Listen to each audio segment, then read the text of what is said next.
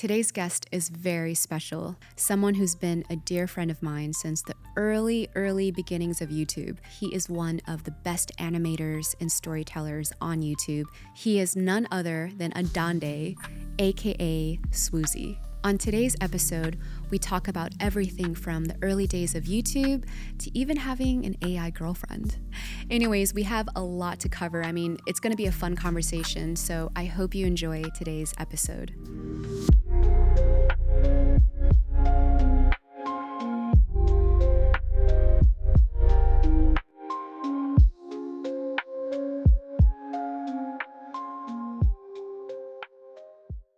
Thank you so much for joining my podcast. Thank you for having me. It's a long time in the making. It's awesome to be here. Like, this is what we do. Like, I love this. Yeah. Who would have thought 20 years ago, 15 years ago? 20 years ago? I'm not that old. We're not that old. I mean, Come on. how long has the internet been around? Oh, gosh, for a long time. But I think, like, the first time I knew of you was in 2008. YouTube is about to turn 20. You know that, right? That's crazy. No, I didn't know that. And you were there. How did you find out about YouTube? I found out about YouTube when I was on MySpace. Okay. And I think someone had a video clip of Final Fantasy VIII's opening scene, which is like my favorite video game opening. And I remember I was like, wait, I can just press this play button and it plays. And yeah, that was it for me. I love it when you tell the story of how we met. And how the origin of Swoozie. Sure. I will just say the first time I saw you, I thought you were faking it all. There's a picture I remember very clearly of you standing at an arcade cabinet or like holding the joystick, pushing the buttons. I'm like, this girl's a faker. Like, there's no way she's into makeup and video games. Back in like 2008, that was unheard of. Yeah. So I went to your Zanga. Yeah. And I saw that. But okay, so to tell everybody who doesn't know how we first met, it was totally cosmic. The short version is my friend was being cheated on by his. Did you know that part? I didn't know he was being cheated on. He was being cheated on. Okay. He probably gonna kill me for saying that. And he loves Asian girls. So I was just like, I'm going to flood his inbox with just all the Asian girls I could find. So it's like, this girl. And I went to YouTube. Wait, why were you doing this to motivate him to I get was just out trying of to the keep him funk? distracted because it was a pattern. You notice we have those friends. Even we have patterns. Yeah. So he would break up with her, get back with her, break up with her, get back with her. And I'm like, I'm going to try to do my part to try to just distract him. Yeah. And I was just sending him all these pretty Asian girls. And I came across your YouTube and I was like, copy, paste, and just kept going. Wow, thanks. And then as we were going through, I got a text and he was like, I know this girl. And then he sent a response back and I was like, no, you don't. He's like, I don't know if I know her, but there's a girl in my illustration class and I see the back of her head because she gets there first before everybody. And then I don't see her because I leave but from this video, I think it's her. I'm like, there's no way. Because I was sending girls from Australia, just randomly, I literally typed in pretty Asian girl and that was it. And just started sending. I think you had less than 200,000 subscribers at the time. And then he texted me the next day. It's like, it's her. And I was like, no way. And then you messaged me the day after that. Like, why aren't you monetized on YouTube? And I was like, I don't want the man controlling me. And you're like, dude, come get paid. And I think it was another year or two before I actually took your advice. And then from that moment on, it was just whatever Michelle says, yes. So that's kind of how we met again on some cosmic stuff. Because what are the odds? That was crazy. I actually remember him.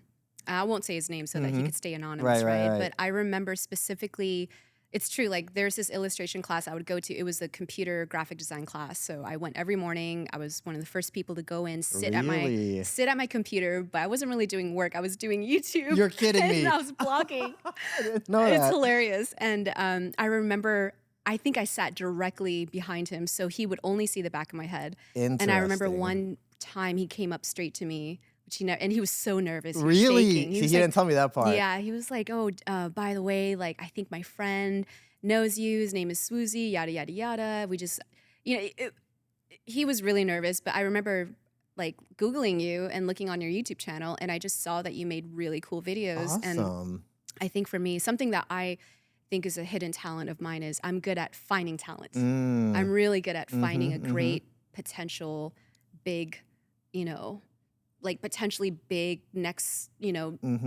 next new thing. Right. And I remember the moment I saw a lot of your videos, I just knew like, wow, he's a great storyteller. Why is he not doing this professionally?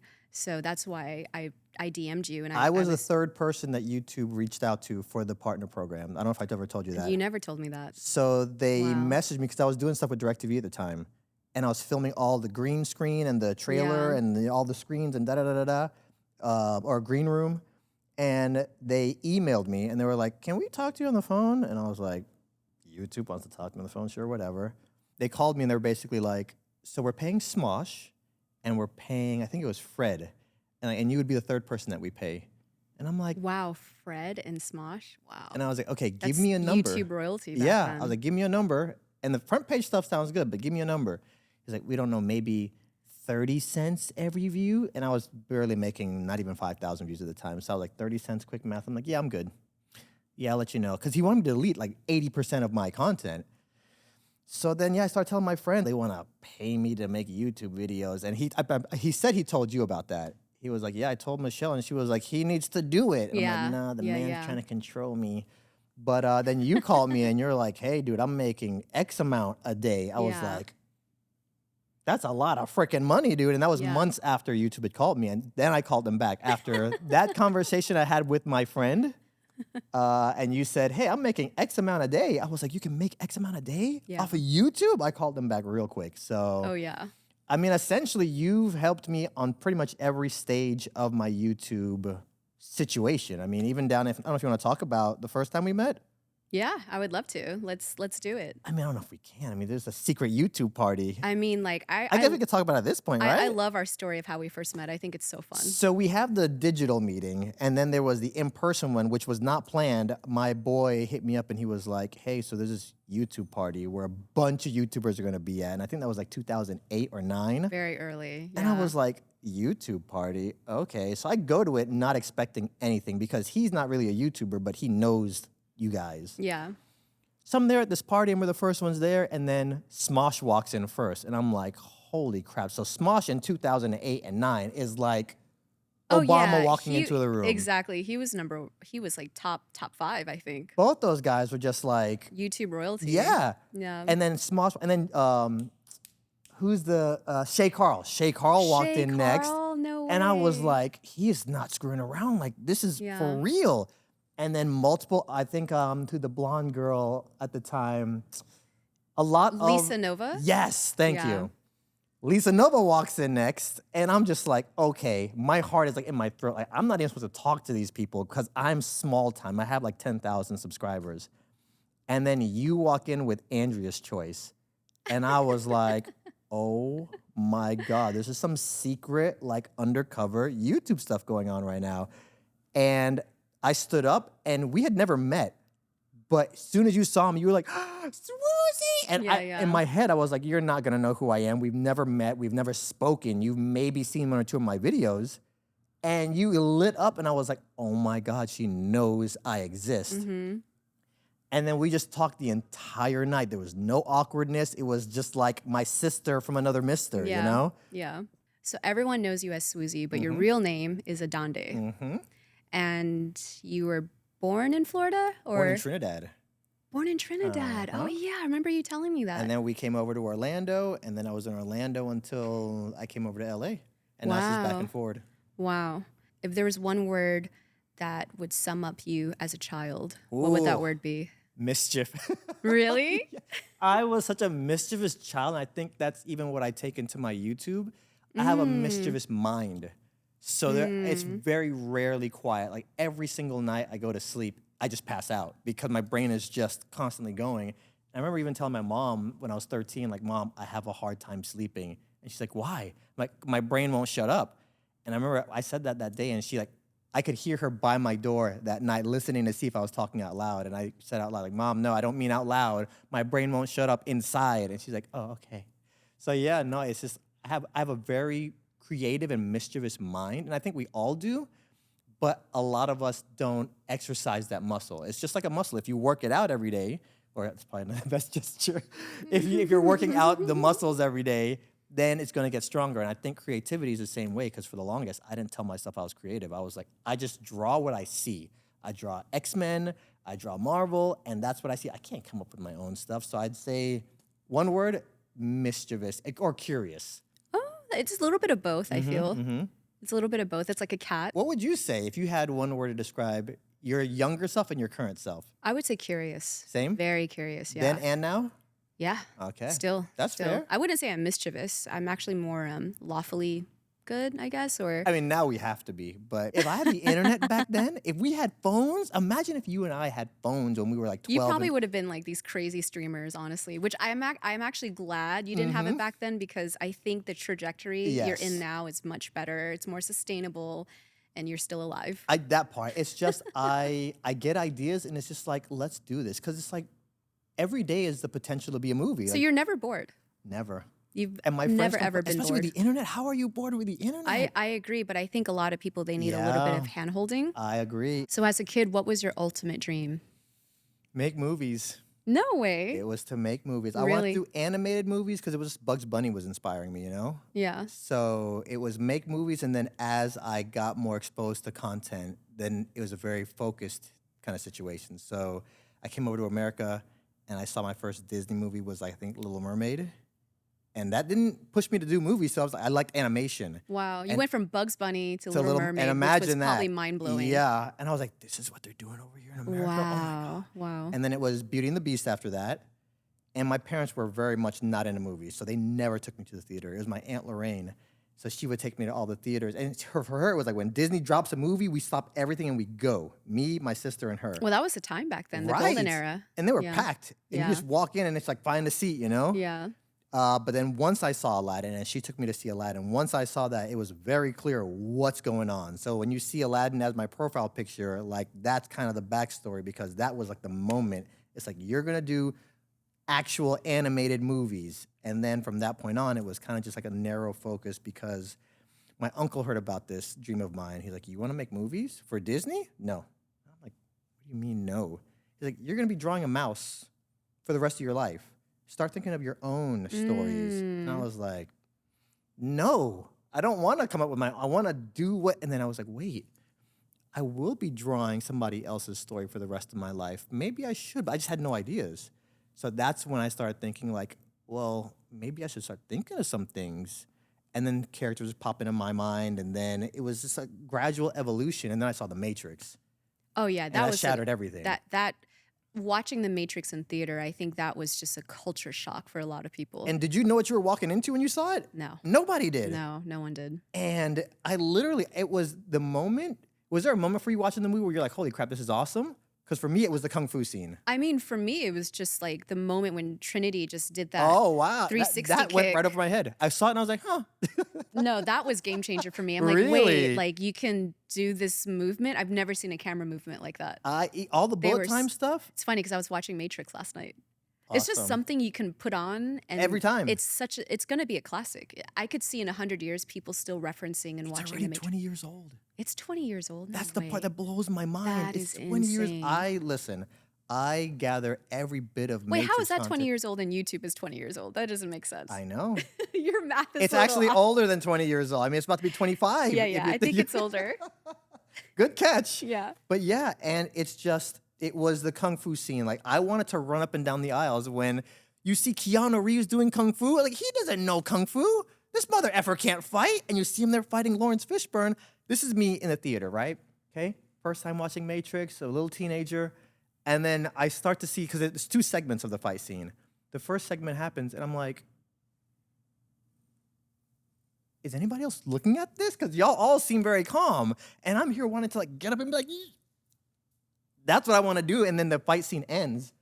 And then they go and save Morpheus, and he's dodging bullets. And I'm just, the whole time, just, you know? And the movie ended, and I'm like, I have to see this again, because I don't think I just processed what just happened. And yeah, at that moment, I was like, I want to give somebody else this feeling. Wow. And even the first time I made a first YouTube video, that was my thought. It was wine cone. I was having a crappy day as a lifeguard. You know, you're dealing with crappy guests, crappy coworkers, and I came home just angry. And I put on YouTube, and wine cone had me dying. And one video. And I just felt like after laughing, this feeling right here. And I was like, I want to give this to people. And then I started thinking, I could use YouTube as practice to movies. So I'll have that, and the same thing. It was wine cone gave me that feeling, and I was like, I want to give this to other people as a gift. That's medicine you can't prescribe. Like, You can't. doctors can't prescribe that medicine. Yeah. But we've gotten multiple messages like, I was in a dark place, Yeah. and I found your channel, and I started watching, and now I feel like I have purpose. And it's just like, imagine all the people who didn't message you that, and you might have touched or affected. Yep. I've gotten messages, I'm sure you've gotten these too, where people say, I'm learning English from watching your channel. Oh, I get that a lot. Yeah. And Yeah. it's funny because I've met some people like that, and it's weird because they're using my slang. So they'll be like, Swoozie, however, comma, Yeah, however, comma. sexy than a mug. I'm like, I pizza you too. and I'm kind of like, oh, that's not how everybody talks here, guy, just so you know. But yeah, no, it was those two pieces of content, Wine Cone for YouTube, and then Matrix was a tipping point for me. And it just became very clear what my red pin should be. Which was to be a storyteller or director or Director, animator? writer, and that was the other thing too. It was like, people, I'll start making this about the viewer. People will tell you things, and they might not sit, or the things they're telling you might not sit properly with you, but you really, it's in your best interest to take what people are telling you to heart. Yeah. Because oftentimes we interpret it like, you're telling me that I spend too much time doing X, Y, Z, and we're instantly negative internal kind of reflection. That's why people have these whole interventions, because what we're trying to tell you is not getting through to you. Yeah. So when somebody tells you, hey, bro, you're too X, Y, Z, they're probably trying to help you. Yeah. So Yeah. people were telling me like, hey, you could X, Y, Z. And I'm like, no, I can't be my own writer. I'm a animator. But then I'm like, wait, no, could I write my own stories? Yeah, yeah. Could I direct my own stories? And if I didn't have that reflection, I wouldn't be where I'm at right now, because it was just, I know I can't write, no, I can't direct. But then the one question that I advise you, everybody listening, is respond with why. Anytime you hear internal dialogue that I can't blah, blah, blah, ask yourself why. And follow that answer up with why and why until you do it. I always wanted to animate a Lego animation, but I just never did it. And then I said, why? Oh, well, I don't know. I don't have any programs. Why? Because I never looked it up. Why? Okay, fine, I'll look it up. All right, well, I don't have any Legos. Why? And then I have 4 Lego videos now. And when you watch those videos, it's 3,000 images that I hand edited into Adobe, yeah. How long did it take for you to make that? Weeks. Oh, wow. And what I need hurts, to watch that. yeah, what hurts is like the third one got 800,000 views. It was a flop. And back then it was a It was a flop. flop. So it was like, okay, I can't justify spending weeks and weeks Yeah. and weeks on that. So yeah, any goal you have, anything that's in your mind, we self-sabotage a lot of times. And it's like, I want to do this, but I can't. Why? It's a lot of self-limiting belief system that people have installed in their brain. And a lot of it is like the fear of failure, I think is Yeah. the biggest one. Also, I wouldn't even say like just failure, we were just talking about this earlier. Like you can't really push people. They need to have that inner motivation to just do it. And I know we started off talking about your childhood, but I think this really paints a picture of who you were as a child. Like you were really just wanting to recreate that feeling that you had when you first saw Little Mermaid, The Matrix. And I think you've probably done that 100 times. I want to keep going. It's almost like I had this feeling from watching YouTube, and it made me feel so good, and I wanted to gift that to people. I had this feeling from watching movies, and I want to gift that to people. I think even for you, whether you realize it or not, you're a teacher, and I think that's what you love. And I think there's probably a little frustration there, because I don't know if you have friends that call you for advice, or you give advice, or have given advice. So I'm sure all of us have those friends, and they don't take that advice. Yeah. And it's like, you as a really great teacher, you want to help. Of course. And this is kind of our gift back to the world, is us helping them in some way. Like, yes, I'm telling stories, but my videos are about me, but in reality, they're about you. And life is far from perfect. So when I'll have somebody come up to me, let's say I'm at dinner, I'll be at Chili's, and somebody will approach me and take a picture. The table next to me will be like, who are you? What do you do? Talk to me about your videos. And I'll say, I talk about my imperfect life. And they're like, you talk about imperfection? Because I think that's why a lot of people connect with my content, is because we all have bad days. Let's talk about it. Yeah. So would you say then, is Swoozie a persona? Absolutely not. Oh, interesting. What you see is what you get. Okay, And I think that's what rare. That's rare for a lot of online creators. I've had that happen. I've had it to where I've met people or I'll meet people, and it's kind of just like, you curse, and your videos, you're so, you just said the F-bomb. Yeah. I don't curse in real life. Yeah. So there's a lot of things. I mean, the only thing I try not to portray too much is wine, tequila shots, things like that. So I understand how kids will see a video where their favorite YouTuber is drinking, and then they don't understand that ripple effect. I do remember mentioning to you, like, be like Disney. Yeah. Remember back in the day with your content? Which is so wild because like Disney for a long time when they were even hiring that first wave of Marvel characters, they were telling them like, you have to uphold the Disney name. So if you start, Robert Downey Jr. did an interview where he was like, that was one of the things that I was like, when they told him for Iron Man, you have to uphold the Disney name here.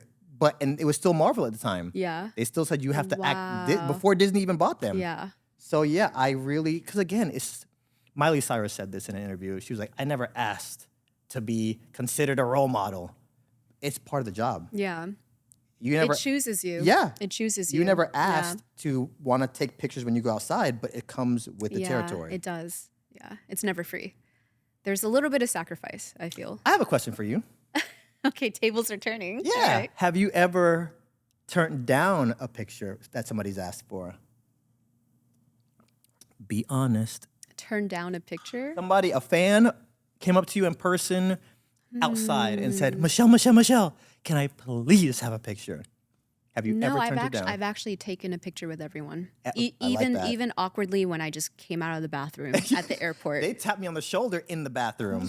No. I'm being dead hand to God. That's effed up. And when I felt You're at the urinal and I'm in Chicago Airport. I'm literally there a peeing. rule with guys where it's like if you're you in a don't urinal, touch another man when he's peeing under any circumstance. That's true. But you know how there's like a bunch of urinals, like let's say there's like 5 of them, you go to the last one, and if there's another person coming in, they take the last one, and it's slowly. We always try to give at least a space in between. Exactly. It's an unspoken rule. So imagine you're peeing and you feel. Oh no. And you instantly, as a YouTuber, you know what that's about. No one under any circumstance has to touch you while you're peeing, okay? So I'm there, and then I feel, and I literally do a slow turnaround, like, because I know what you're about to ask me, bro. I know what you're gonna ask me, so I do a slow, like, are you really touching me right now? And he's like, oh, Swoozie, oh my God. Right after the Obama interview, there was a guy who almost did it, but I saw him catch himself. He walked in the bathroom after me, and he had a moment of, wait, I just followed this guy into the bathroom. So then he left and waited for me outside the bathroom. And then as soon as I walked back out, he approached me. He's like, Swoozie, we gotta talk. And again, that's what I love about this, because they watch you so much that when they approach you like somebody they've known for multiple years. Well, I mean, it's true. It's just us. We're filming ourselves. And I think breaking that fourth wall, too. When you look directly down the canyon, there's something about that. But he was like, Kendrick versus Drake? Are you crazy? Kendrick would kill Drake. And I just got the biggest laugh because I saw him follow me in and then back out. And then he ran up to me. He's like, Kendrick versus Drake? No. Kendrick would kill Drake. So yeah, that kind of stuff. But yeah, this dude touched me in the bathroom. And it's like, they get so comfortable with you. They're looking at you. They spend more time with you in some cases than they spend with their friends. So I think that's why, even for both of us, since we're not the most prolific YouTubers, when we don't post that often, we're like that friend who doesn't call. So when they're just like, oh, Swoozie, you didn't post. Michelle, you didn't post. Or when we don't post for a while, the views are down. It's because it's like, you didn't call me for the last 3 months. So there's that. Do you feel like there's a lot of pressure to maintain this ship, you know? Yes and no. I think a lot of it is self-imposed. So I've had friends who are just like, I have to post tomorrow. Do you though? Do you really have to post tomorrow? Yeah, because I told them every Tuesday. You made that rule. So it's self-imposed now. You could post on Wednesday and the world will still be here. Yeah. It'll still be spinning. So that's one of the main reasons I've never said, hey guys, every Friday, every Thursday, every Wednesday, because I know me. And putting myself on that schedule is, shout outs to the people that do it, because it's a lot. It is. I had Joey Garcefa on the show, and he was doing daily vlogs every day for 5 years. 6 years? 5 years. What did he have to say about that? I don't even think he realized how much work. I mean, when you're in it, you're in it. You know, when you're on that hamster wheel, you're just running. You're just running and running and running. I think now that he's out of it, it's like, wow, I don't know if, I mean, that's a lot. It That's is. a lot of work. And we're working nonstop. I mean, it looks like fun, but I mean, Alex Wasabi, I lived next to him for a year and a half. And just watching him you're in the eye of the storm, so you're normalized to it, but I couldn't. I mean, maybe, but he was editing his own videos for a long time and shooting, editing. We're a one-man production team. Yeah. And I just love that community. Like YouTube, I don't know what your thoughts are. Maybe I'll ask. In terms of YouTube, how would you rank it in terms of best decisions you've ever made? I think it's the greatest decision I've ever made for myself. Number one? I mean, like, as in all the decisions in my life? Well, when it comes to business. When it comes to business, I think it's the best decision I've ever made in my life. And the reason why, I'll tell you this, it's because we grew up in a generation where we had television and everything was programmed. Everything was programmed. Everything was crafted by a board of people who created narratives, who created characters and stories and lore. And in a way, that media influences how people think and perceive life and everything and decision making and all of that. We come into the picture and it's just us. And it's a completely new type of content. And I remember during the time when I was making YouTube videos, a lot of people didn't understand what I was doing. And I think it's because they came from the program world, but I knew what I was doing. I'm like, no, this is actually the future. The future is going to be user-generated content like myself, like our stuff. And it's more sustainable. Like now, even with Hollywood not being a good place, we're fine. Creators are still doing fine. During COVID, everything was... I tell a lot of people too, like during COVID, a lot of the TV journalists who couldn't go on their morning show, they had to do it from home. It's like, welcome to our world. That's exactly what we do, right? We've been out here getting this paper. Exactly. And I think like, for me, it's probably one of the best decisions because you can control your narrative. Yes. And I think there's so much power to that. I think like, I know so many people who've been on reality shows and they tell me like, yeah, they had to make me the dumb person. They edited out all the smart things I said. You know, I could not even imagine being in a situation like that. So yeah, best decision I've ever made because I think owning your story and narrative 100%. is the most important aspect of building your online persona. I just love talking to traditional people at the top of the line or above the line, the A-listers, and then hearing the genuine questions they have about YouTube. And it's like, so let me get this straight. XYZ? Is it really like that? Like, actually, it's even easier than that. And it's almost to where it's almost like a video game. It's almost like Sims. It really is when you navigate it right. You know, you send your sim off to work, you come back, money appears in the bank account, and then you can just do whatever you want. That's how YouTube is. I mean, you don't get that physical paycheck. Yeah. It's on this day, on this month, the money shows up, and then you just do what you want. So and you pick, like you said, you choose your narrative. There's a guy that has an ant colony. He has over 5 million subscribers. I've seen his stuff. Right. I love his content. You see what I'm saying? There's this other guy who it's literally he reviews MREs, like meals ready to eat. Okay. He's been What is doing MRE? it for like 10 years. Really? People send him like MREs from You World see what War I mean? II. Like, you see what I mean? that's why when a lot of my friends who are in media or traditional media, they're like, oh yeah, like we're not getting paid. We're super upset. I'm like, come join our camp because this is what it's so much better on this camp. And number two, it's like, for me, it's like, it's so backwards. Like when I think about sitting through a 2-hour movie, like, can I do that now? I'm not even a Gen Z and I don't even think I could do that. Cause I have it's all about entertainment, right? Correct. People love being entertained. We live in an era now where entertainment is changing. The medium is changing. Like 400 years ago, we could sit through like a 6-hour symphony. Easily. We had the ear and the attention span for that. But now, with nothing else going on. It's just and that was entertainment back then. Theater was like very long, like Swan Lake, the Russian ballet Swan Lake. People would sit through that. That was their entertainment. And today it's like a 15-second TikTok. You know how much I love a good self-care ritual routine. And for me, hair care is a big part of that. I've always had very thick hair. So finding products that don't weigh my hair down while also keeping it hydrated has always been a challenge. And this is why I was so excited to discover Whey. What I love about Way is that they really understand the different hair types. Whether you have fine, medium, or thick strands like myself, they have a formula that's just right for you.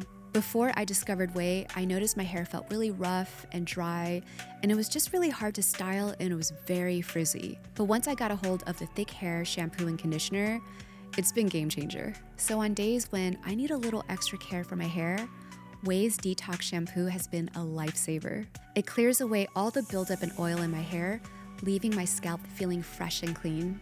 I actually see a massive difference in how I style my hair, how it doesn't feel as dry, it feels smooth, it's easier to manage. I just love how my hair feels lighter and healthier after using it. And if your hair needs a little bit of tender loving care, definitely check out Way's Conditioning Hair Mask. It is exceptional. It's basically spa for your hair. So if you are looking for a routine that's tailored to your hair type, I can't recommend Way enough. All right, so if you are ready for your hair transformation, definitely head over to theway.com. That is THEOUAI.com/afterglow and get 15% off of any product. That's theway.com, THEOUAI.com/afterglow. Trust me, your hair is going to thank you.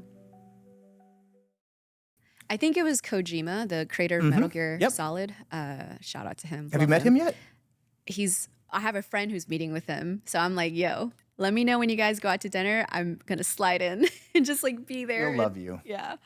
But what's so interesting is that he said something that I thought I really resonated with, which is if you were to take all the art in the world, 10% of it is good.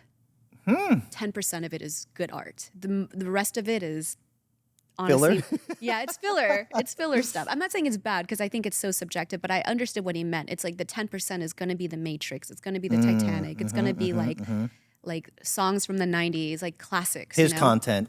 Metal Gear Solid 2, oh my God. Oh, yeah. Still bars. Like, that was such a good game. It was, yeah. And that's the thing that fascinated me about you when we first met is you were unapologetically talking about things that you were passionate about, even though it wasn't cool to be a girl gamer back in 2008. You were posting pictures of you at arcades. Yeah. You collecting mangas, you talking about anime. And that's why I thought you were a fraud at first, because I was like, this girl is just reaching for low-hanging fruit just so she'd be like, look at me, boys, I do all this other stuff. Like, you're a makeup artist. Stay in your lane. I was totally in my lane. But the fact that you could show all that. Yes, there's a spectrum. In the beginning. Yeah. And then make it cool to do it. That's also what gave me the confidence to do what I did, because it was like, when you talk about video games, I wore a Mario t-shirt to school one day. That's it, because I got ridiculed the rest of the time. That is so insane. Like, look at this freaking nerd. Oh my God, Mario? Oh my God. So I was like, screw this. When I do YouTube, I'm gonna do it unapologetically, same way Michelle's doing it, because I'm gonna talk about video games, and I'm gonna wear this shirt proudly, and anime, and all this other stuff. And with you doing it, with me doing it, then all these other kids now can just proudly be whatever look now, it is. Like some of the top streamers and some of the top YouTubers are nerds. They're nerds. We're taking over. George R.R. Martin, the two guys that did Game of Thrones, like those guys are nerds. And Netflix paid them $256 million to come over. That's it? I feel like they should get paid way more. I'm like, that's it? It was a big enough paycheck, and they probably went back to HBO like, hey, they're offering us $256 million. Can y'all match that? But it's just goes to show you that you can be the nerd and just be dominating now. So that's the thing that I love, is just whatever your passion is, whether it's meals ready to eat, ants, video games, makeup. And the other thing I love is you just doing your thing from your bedroom. I remember your first video that popped off, and I just watched it in silent awe. And it's literally you in St. Petersburg? Was it in St. Petersburg? You just literally, you could see your patio in the background. Yeah. Sarasota, Sarasota. Yeah. You clearly live with your mom, because everybody lives with their parents. I was with my roommate. Oh, really? She had a really nice townhouse, so a lot of people thought I had money. I thought you lived with your mom at the time. No. But at that time, like, my mom, my brother and I, we were living in one bedroom. So we rented a bedroom from our uncle. And that was my room. Did you tell people that? Does anybody know that? No. Y'all getting the exclusive Because a lot of people, like, they just assumed I came from money. I didn't And assume that. I remember watching the video just thinking, okay, she's home, living with her parents, and made this video, and it got 5 million views in 2008, which is insane. Yeah. So, and again, we start filling in these blanks as a viewer. And then you did the one when you were in the bathtub with the contacts. Yeah. And that one went even crazier. And then you're Lady Gaga. I mean, like, I remember when the internet first came out, I literally thought this is going to change the world. It's going to bring world peace. We're going to be able to share our ideas and collaborate. And 15, 16 years later, I don't know how long it's been, but 20 years later, who knows? But I feel like, yeah, we're more connected than ever, but we're also disconnected. And I feel like things kind of, yes, things have changed since the internet, but not really. Like, I was really assuming if people have this much access to information, they're going to be more informed, they're going to make better decisions. And I didn't even know there was going to be the whole misinformation era. Oh, me either. I didn't see that coming. So that's why, like, with this whole AI thing, everyone's so scared. It's like, if there's anything I learned about the internet is we really don't know. No one's really going to know, but there's one thing I know for sure is I don't think it's going to change people that much. So with the AI girlfriend thing, I feel it's the same way. Let's just jump right into it. With AI girlfriends, I think it's going to connect and disconnect people the same way. Whereas now we're more connected with all this social media, but I don't see my friends at home. Like literally when I'm in LA, I almost don't see my friends in LA. When I'm in Orlando, I don't see them either. We play Fortnite. You don't have to come to my house, bro. We're good. So even when it comes to the AI girlfriends, it's going to connect people and also disconnect them at the same time too. And there's a lot of lonely men in the world. There is a lot of us out here. And same thing for women. And I feel that... But it's different for women though. Sure, okay, let's hear it. Like, I could just literally FaceTime That's true. 5 girls that I know and they'll pick up. And I could just vent to them for 5 hours and they would listen. That's true. I feel like a lot of men don't have that. That's like also true. I've heard men saying like, yeah, like I don't really call my guy friend and just vent to him. Like he would just be like, oh, what are you doing, bro? What are we doing? Like, why are we talking about this? So I feel like a lot of men, they don't really have that space where they can be vulnerable and kind of share and just have someone listen to them. I mean, for me, all my exes, it's always hurt me because I can never, and I've never talked about this, so if any of my exes have found this, here you go.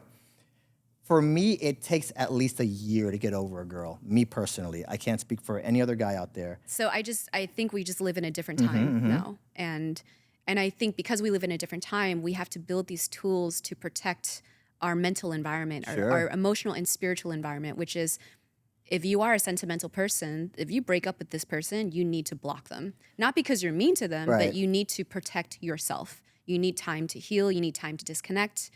And for me, it's different. Like, I don't care. Like, I just get over it. I wish I had that. I'm actually in the process of normalizing talking nicely about all your exes. I love that. And it wasn't easy. When I mean, you look at some of my older videos, and I've taken some of them down where it's almost just like me on my therapist's couch just venting about a situation.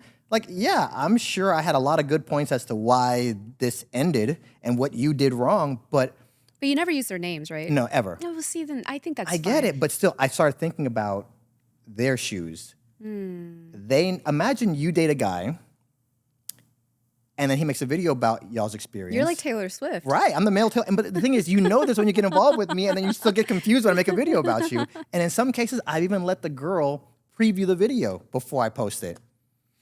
And then they'll not like the reaction. It's the comment section that I find that bothers a lot of girls, even after they... Yeah, but even the comment sections bother me for my own videos. I get it, That's just the nature of the beast. And that's the main reason I've taken down a lot of the videos that I talk about. So like, down in the DMs, and there's another series that I've taken down, and it's not like, oh my God, I said some incriminating stuff. No, I started considering how she felt about all this. And even if I'm making one person feel like crap, and she did all these things, you know what?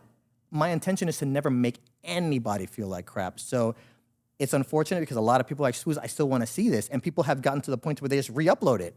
And I just let it sit because I consider the ramifications of everything I do, where it's like, yeah, we post a video, we go about our lives, but if somebody else is sitting there going through turmoil, like, oh my God, I can't believe what people are saying about me, and they're checking it and obsessing it, I am not here for that. I'm here to connect with an audience. I'm here to give that feeling, that warm, fuzzy feeling. So when I start deviating from that too much, videos come down. Let's rewind a bit. I'd love to know about, because I remember you talked a little bit about the whole Disney gang thing Sure. Oh, yeah. and your fans. So please like elaborate more on that because I think it's fascinating. So quickly touching on Disney gangs, I made a Disney video back in 2010, not And thinking... those did really well, the Disney series. And by the way, like I don't think some of my audience member might Sure, know, but you sure. worked at Disney. I You did. actually worked at Disney My World. very first job when I was 17, I got hired at Disney, and they don't hire 17-year-olds anymore. Maybe after me and making the videos, they were like, no more, 18 and up. But yeah, I got the job. I worked there for my time. And then when I started talking on YouTube, I was like, I should do a Disney video. But when I searched Disney on YouTube, it was only dads with their high-8 camera filming their vacation. That's it. So I didn't think people were gonna like it. Anyways, made the video, it started going crazy. And then every time I went to the park after that, all the employees would stop me like, I applied for this job because of you. No way. And I would get backstage at all the rides because it's like, I'm here because of you, ride it. Toy Story, ride Stop. I need to go to Disney with you to experience it. this. Sometimes it's crazy, sometimes it's very normie. You're like a mayor of Disney World. It's a lot of fun. And I think too, a lot of Disney employees felt seen when I made that video. And a lot of Disney fanatics felt seen, which is crazy because when I did a search to look up Disney, when I made that video, nobody was talking about Disney. It's true. Yeah. No Disney princess stuff, no Yeah. Disney anything. So I've met a lot of fans, and all my Disney fans, I try to meet with them. And it's mostly guys. I've met a few girls, but mostly guys. And whenever I'm in LA or whenever I'm in Orlando specifically because they have the college program thing over there. So you have a big hub of just Disney fans who love the videos. Like, Swoozie, come and let's hang out. I'm down to hang out. And Disney's a great place because they have the metal detectors and all this other stuff. So I know I'm safe meeting somebody for the first time at Disney. And yeah, a lot of Disney adults have spawned because of this. And some people have kind of pinned me as, you're the reason you've popularized this whole Disney adult thing. I actually agree. Yeah. And that's, I mean, some might agree, some might disagree. I just, again, ants, ready to eat meals. I just talk about the things that I love. And even as a grown man, I've been on dates and girls are like, are you sure you're not gay? And I'm like, what do you mean? It's like, you're a grown man talking about Disney. Gay men do that. How many straight men do you know? I'm like, never looked at it like that. I love Disney, and I'm going to apologetically talk about things that I love. So, yeah, and then now there's Disney adults or Disney fanatics who have podcasts that they invite me on. And what's the Disney gang thing? The Disney gang is kind of a hush-hush thing, but usually men, and they decide, you know what? I want to start a gang of people who just love it, and they always have jackets. So if you're ever at the Disney parks and you see people in 90-degree weather with a leather jacket, that's gangs walking through. And they're nice gangs. It's not like Bloods and Crips, even though they have the Bloods and Crips kind of mentality sometimes because there's initiations. And listen, guys, I'm sorry for exposing you because I've never seen anybody talking about this, but because I've been in the back doors kind of thing, I know about this. But some initiations I've heard is like, okay, so you're one of Andy's toys now. We're in the Toy Story gang, okay? Your initiation is go over to Haunted Mansion and steal the Q rope and bring it back here. And if you do that, you're in the gang.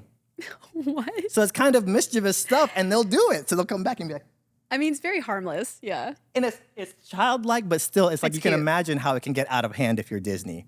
So my only fear was just getting banned from Disney, because again, There's Disney jail. Disney jail is a there's real Disney thing, right? jail, and it's a real thing too. And you did a video on Disney jail, I right? did, and it's humorous, but at the same time, you don't ever want to go to Disney jail. It's not a nice place with a Cinnabon and a Chipotle like I put in the video. I mean, the thing is, as much as, and I'm going to say some stuff that might be controversial, and I feel too, not now, but in a future video, I feel like if you're not pushing that needle, then you're doing something wrong. But we can talk about cancel culture here. It's a good segue. If you push it too much or you push it in the wrong way, you don't know until you've crossed that line. And once you cross that line, it's very hard to come back from. So what are your thoughts on the idea of cancel culture versus counsel culture? I really feel like as many social justice warriors that we project to be, we're canceling you because this is wrong. Okay, we've all made mistakes. You've made mistakes. I've made mistakes. You've made mistakes. Well, let's talk about the mistake you made. And here's why we think that you need to change whatever you did. Let's just pick a random YouTuber. YouTuber X, let's call her Shauna. Shauna did this bad thing. Okay, Shauna, let's talk about this bad thing you did. And if it's correctable, don't move forward doing this anymore. I think cancel culture, what's interesting about it is I think it's a byproduct of people idolizing other people. And when you do something that goes against the narrative of what you portrayed, it feels like a betrayal to the person who've been following you. And they feel like, in a way, there's this entitlement of like, wait, like you acted out of character. That's not who you are. Well, I'm done with you.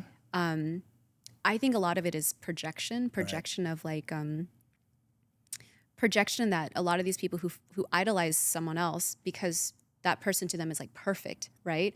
And so when there's this flaw, this crack, it's a betrayal of that perfection that they created in their mind. That's their way of expressing that betrayal is, I'm done with you. I'm going to cancel you. So I think we're, like I said, we're just in this weird place in time and space where we have too much access to people's lives. And that's the thing. That's why it's called personal life or private life. It's private.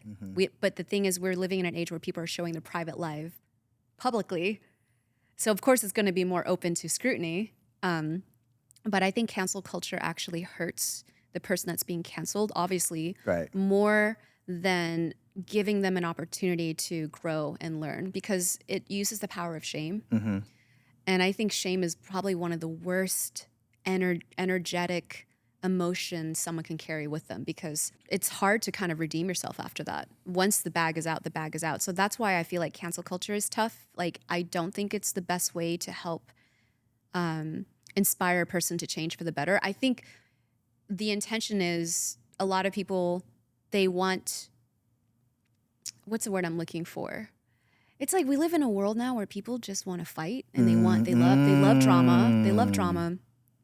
And that's just like a fun flavor of the week. Like, who else can we take down and cancel? Because most people, they have lives that maybe they're not happy with their life. And so when they see someone who is portraying that perfect life and they mess up, it's like, great, this person's not perfect. I knew they weren't perfect. Let's get them. I think like, and that's kind of the problem we're seeing right now with YouTube, is people are trying to create, they're just trying to be more extreme when it comes to content. Pushing the needle. They're pushing the boundaries. They're like, how can we shock people more and more and more?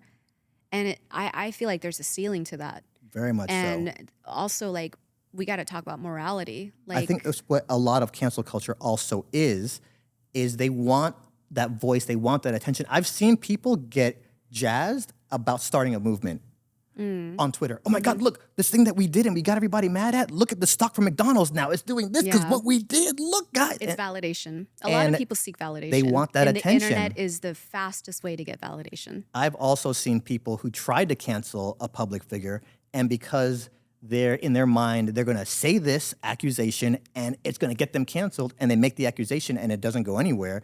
I've seen them panic, like, no, guys, don't let this die. Like, we need to get him out of here. And it's like, what is your goal here, you know? So I think a lot of us understand attention is the validation. Attention is the currency. Attention is the currency. We'll of the get it. digital age. We'll try to get it in whatever way we can. This is why I practice spirituality and meditation, because I have to, I mean, like, yeah, maybe I'll get canceled one day, like a crazy big cancellation. I have to be okay knowing who I am and knowing the online persona, and be completely detached from that. Well, a lot of people don't understand this. I'm sure you probably have dealt with this at some point. You can get 1,000 great comments, but that one negative comment just really, does that ever happen to you? Of course, but it doesn't happen to me anymore. Okay. Because I did my work. I did my spiritual what a lot of practice. people, I don't think they understand. Or they might understand if they do it anyway to get that, but imagine then opening up your feed and all you see is this negative comments. I love cancel culture, by the way.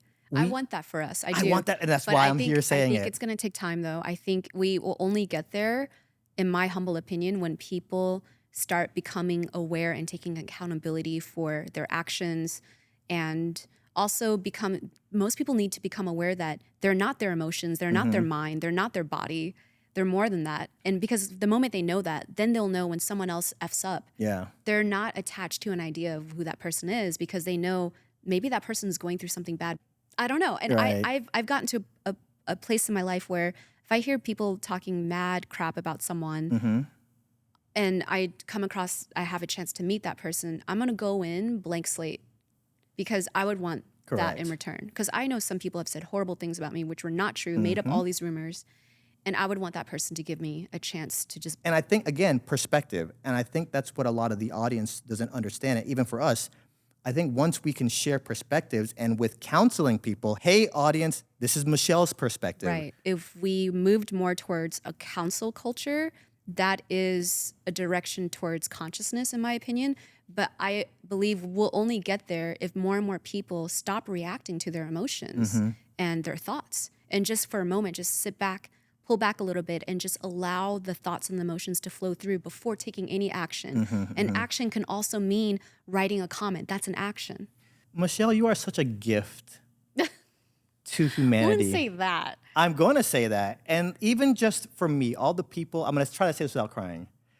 All the people that I've gone on to influence is largely in part because of you and the things that you've done to help me and help navigate me. 2 conversations we had back in 2007 and 8 and 9 literally have just changed the whole... You said, you know what, Swoozie, you should do more animation. I went and freaking did more animations. And that has changed the trajectory of so much that I'm doing. And think about all the Disney people that I've influenced because of my Disney animation. And even when I watch your channel, still to this day, still subscribe. When I watch your channel and you're talking about things like, hey guys, make a motivational movie for yourself to watch, to motivate yourself, to get yourself to that next level. You're still out here trying to help, trying to change the culture. And I'm not just saying this because I'm on your podcast and da-da-da-da-da. I say this to my friends behind closed doors all the time. You're like the Elon Musk of YouTube in this situation. Oh my gosh. And it's the truth. You help so many people behind the scenes. If I wasn't out here saying, oh my God, you helped me so much, like people wouldn't know, and you don't even want credit for it. No. And the amount of people you tried to help that turned down your help. The people in your close circle, your inner circle that you try to help, the people in your extended circles. And it's so, when you talk about people who you meet in real life and they're different than what they portray online, you're different in person just because I say you try even harder to help people in person. She is, in my opinion, still my #1 YouTuber. If you go to my tab under who else to follow, you're my #1. You know, I always tell people you're my #1 too. Because I think it's so impressive that you've been doing this for so long and you're still so relevant. I'm trying. Well, I mean, like, it just shows you the power of your storytelling is it transcends age. You're right. It transcends, it really does. Imagine if I was still doing the hot knife through question mark. You are my favorite YouTuber. Not just saying that because you're here. Like, you have exceeded expectations every step of the way. And like I told you, I'm an animator, so I'm always watching people, and the brain is always hitting that little... When I watch the world through my eyes, there's that little blinking red dot and the REC. And you've helped me in ways that they'll never know about. They've helped me in ways that only you know about. And it's just, you're such a genuine person. And I don't mean to come on here and pour syrup on you, but you are legit, arguably the best. And I don't think anybody could really get too far into that because look at what you've done, dude. But yeah, I'll stop with the syrup pouring. You, talentless writer, and change for real. Aw.